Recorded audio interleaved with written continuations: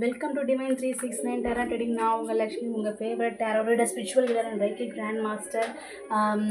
இன்றைக்கி நம்ம என்ன பார்க்க போகிறோம்னா, உங்களுடைய கரண்ட் ரிலேஷன்ஷிப் என்ன மாதிரி இருக்குது, டிவைன் அதுக்கு என்ன பிளெஸ்ஸிங்ஸ் கொடுக்குறாங்க, என்னென்ன ஆப்ஸ்டக்கிள்ஸ்லாம் நீங்கள் கடந்து வந்திருக்கீங்க, இனி என்ன ஃப்யூச்சரில் எப்படி இருக்கோ, இப்போ கரண்ட்டில் எப்படி இருக்கீங்க, எல்லாமே நம்ம இப்போ பார்க்கலாம். ஓகேவா?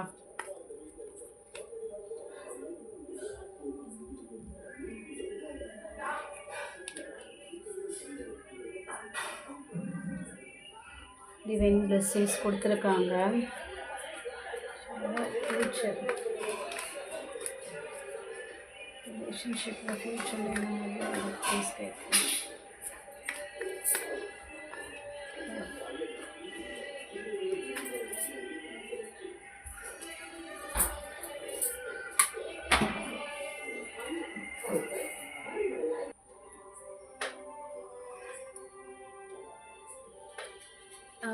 பாஸ்ட் லைஃப்பில் வந்து நீங்கள் பயங்கரமாக ஸ்ட்ரகிள் அப் ஆகிருக்கீங்க. எய்தர் த பார்ட்னர்ஸ் ஒன்று ஹஸ்பண்டாக இருக்கலாம், ஹஸ்பண்ட் வந்து ஒய்ஃபையோ, ஒய்ஃப் வந்து ஹஸ்பண்டையோ பயங்கரமாக மென்டல் ப்ரெஷர் இல்லை இந்த மாதிரி கொடுத்து அவங்கள ரொம்ப ரொம்ப மனசளவுலையும் சரி, உடல் ரீதியாகவும் சரி ரொம்ப ரொம்ப ஹர்ட் ஆகிருக்கீங்க. அண்ட் இது எல்லாத்துக்கும் காரணம் உங்களுடைய தாட்ஸ். உங்களை நீங்களே கட்டி போட்ட மாதிரி, எந்த பக்கமும் மூவ் ஆகாத மாதிரி, ஏதோ ஒரு ஃபியரால் நீங்கள் வந்து மூவ் ஆன் ஆகாமல் அப்படியே ஸ்டக் ஆகி அப்படியே நிற்கிறீங்க. ரொம்ப ஒரு கன்ஃபியூஸ்டு ஸ்டேட்லேயே அப்படியே இருந்திருக்கீங்க. பட் ஆனால் இப்போ நீங்கள் உங்களுக்கு யூனிவர்ஸ் வந்து கண்டிப்பாக ஒரு ஜட்ஜ், ஒரு நியாயம், உங்களுக்கு ஒரு ஜஸ்டிஸ் கொடுத்துருக்காங்க. இதை பார்த்துட்டுருக்கோம், ஒன்று கொடுத்துருக்கணும், இல்லை வரக்கூடிய காலங்களில் உங்களுக்கு ஒரு ஜஸ்டிஸ் கண்டிப்பாக கிடைக்கிது. பார்க்குற சில பேருக்கு எனக்கு ஒரு சில பேருக்கு வெளியில் வந்துட்டுருக்காங்க அப்படிங்கிற மாதிரி தான் தெரியுது.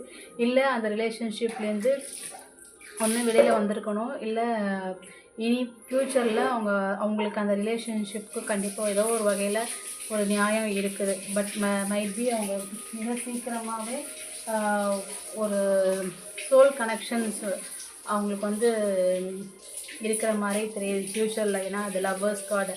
ஏன்னா அகெயின் இருக்கிற பழைய ரிலேஷன்ஷிப்பே எதர் திரும்பி ரீயூனியன் பண்ணதுக்கு வாய்ப்பு இருக்குது.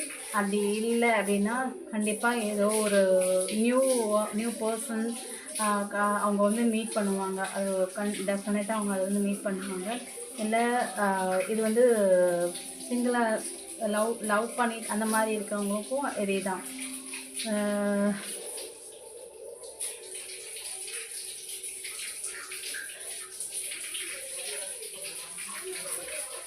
எனக்கு அந்த மாதிரி தான் தெரியுது. சம்திங் மைட் பி ரொமான்டிக்கான பர்சன், ஒரு ஹை சோல்மேட் தான் அவங்க வந்து பார்க்க போகிற மாதிரி. அவங்களுக்கு ஒரு ஹார்மனி இன் லைஃப் அவங்களுக்கு வந்து மிக சீக்கிரமாக ஏஞ்சல்ஸோட பிளெஸ்ஸிங்ஸோட, ஏஞ்சலோட ப்ரொடெக்ஷனோட வரவிருக்கு.